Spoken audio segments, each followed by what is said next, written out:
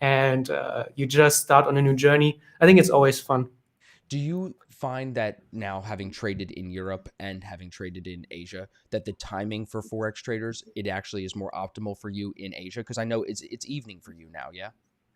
Yeah, it's 7:30 p.m. and I do love. So I always went back between Asia and Europe for 8, 9 years now, almost Right, 10. right. And yeah, the Asian session or the Asian time zone is just so much nicer. You can have a morning where you do something else other than trading, and you don't need to worry because Europe is closed, the US has just closed or is closing, and then you can come back in the afternoon after your lunch, and that's when you get ready for the London Open. So yeah, it's a It's just a different very different lifestyle. approach. Yeah. Yeah, it gives, Yes. like, I've Yeah. What seen. I like to do is usually in the mornings I head out to the mountains, do some Yep, mountain biking. yep, I see They're it. just outside here, and then 2 or 3 hours later I come back, and then it's just time to slowly get ready for London. Are you doing work on the weekends? Some people, they ask often, like, should we be doing back testing? Should we be doing chart study on the weekends, or do you take the weekends fully off? I'm just curious. So obviously now my approach is very different from when I started. Yeah. So when I started, I didn't take any days off for years, and I was really obsessed with everything. Really tried to make it work, and I put in so much time, and I didn't have any day off, and for years and years. So I think it's very important that you have a set routine that you follow. Whether you work every day, 6 days a week, you still need to have a routine. Whether it's what I do now, it's like 3, 4 days a week. But you need to have a routine where you know when do you prepare your charts, when do you update your charts, when do you have your trading time. If you're day trading, usually you have like blocked segments, probably 2 or 3 hours around the open usually. But as a swing trader as well, you need to know, okay, every 4 hours I come to my charts, I spend at least like 10 minutes looking at the charts. You need to put that in your calendar. Otherwise, it just get lost or you are not on time and then you miss the open of the candle. You need to have a time when you enter trades in your journal, when you do have your review process. Do you do it weekly, monthly, quarterly?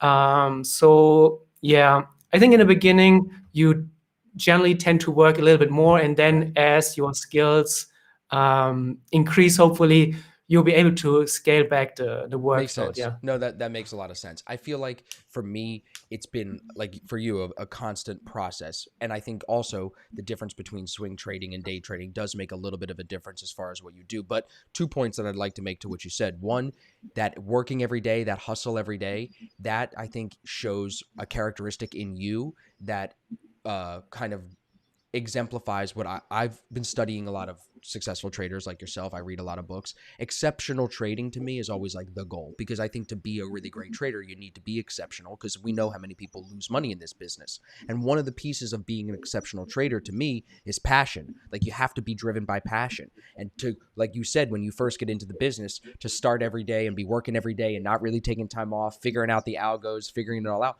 you need that passion to push you through. But now, as time has gone on for me, I've learned how important it is to have a balanced routine before I even get to the desk and then after I get to the desk, because I'm the kind of person, and maybe you can relate to this, but I'm the kind of guy, when I first got into trading, I would attach my value as a human being. It sounds silly to say it, but I would attach my value to my trading. You know, I would say, if I like, subconsciously you'd be feeling, if I lose trades, I suck, I'm stupid, I'm not doing enough. And if I win, I'm the best, nobody can touch me.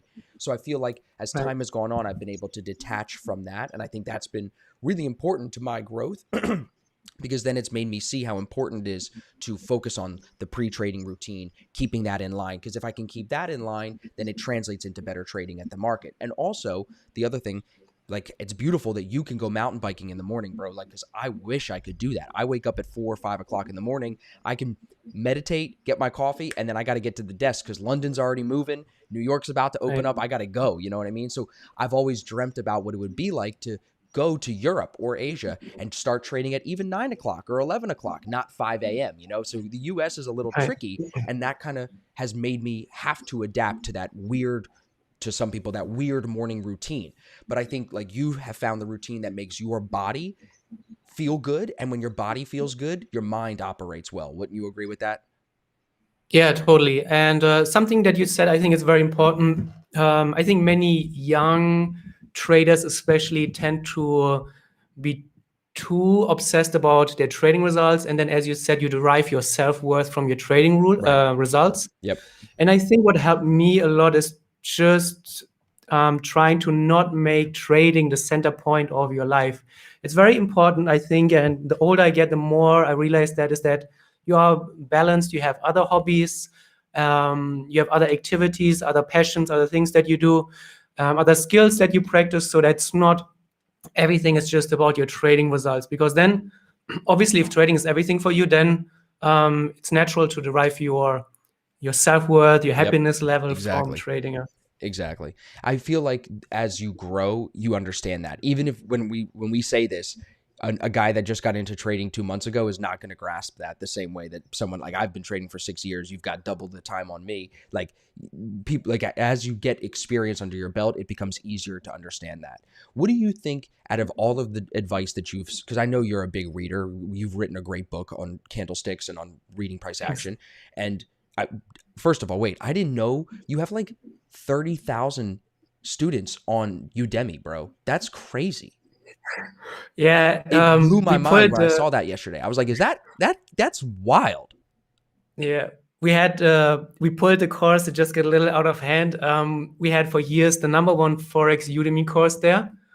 Crazy. Yeah, Well, dude, yeah, congratulations on that. That is it's a impressive. big That is very platform. impressive. But what Yeah. I was going to ask you, because I'm just curious to know, and of course, I know you've answered this before in other videos, but what is the one, if you had to give yourself advice when you got into trading, what is the one thing?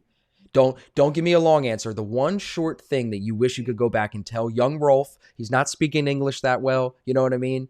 Still, your face probably looked the same because a lot of people are saying in the chat that you look a lot younger than you are. So you still Right. look the same, but what would you tell the young Rolf if you could tell him one thing? Wow, that's so hard. I know that's why, but I want you to be Especially concise with looking it because back I feel now. like What that's what makes we- it powerful, you know? Because you've studied so many Yeah. successful people, you've talked to so many successful traders. So I'm interested to know what sticks out to you. Um, it's so hard. The cheesy answer would be to just keep doing what you are doing, because obviously now I wouldn't change anything. If I have to, I wouldn't change a thing right now in my life if I Sure. could. So I think one thing that many traders struggle with, and I've seen it a lot of in young men, is that they're too hard on themselves. And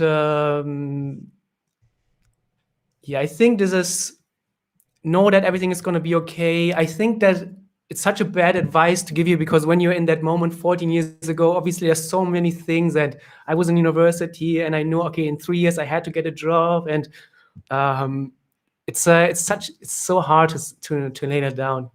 Let me buy some time. What would be the advice that you would give yourself? No, that's okay.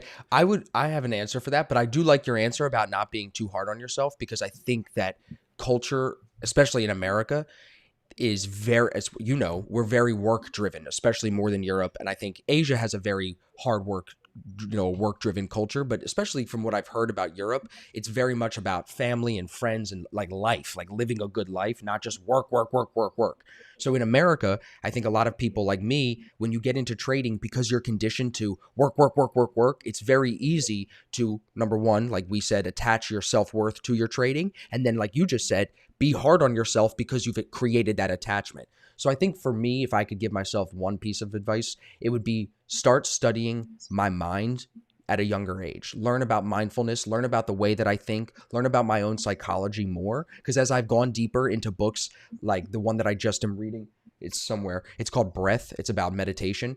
Books like that have helped me become a better trader because I know myself more. And no one told me when I got into trading that the more I know myself, the better I will trade. No one made that connection for me. I've had to make that as time goes on. So I think that would be my answer. Study more about how I think. You know what I mean? Right. Yeah. Yeah. That's the one thing that I'm really happy about. So when I was 15, I think I discovered Tony Robbins. Yeah. Um, and I remember I was back then, obviously, it was very different. You couldn't just download anything and put it on your phone. But Right.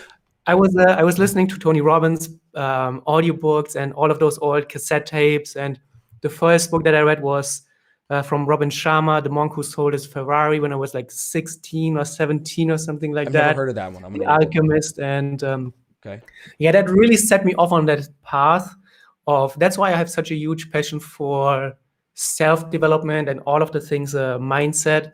So yeah, I think that's and I talked about this with another trader. I think the trading business really, you're going to realize as a trader that you are the weakest link pretty quickly in your trading business.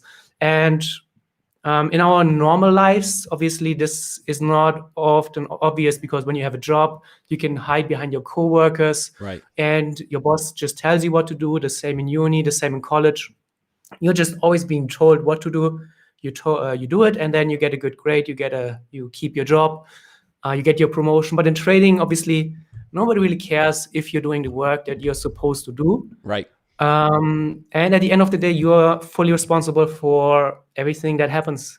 Yep. So I think that immediately brings up the need to look into yourself and try to improve certain things about how you approach trading, yourself, your life, and handle things. I think that's why a lot of traders, you will see that, are really attracted to the self-development at one point.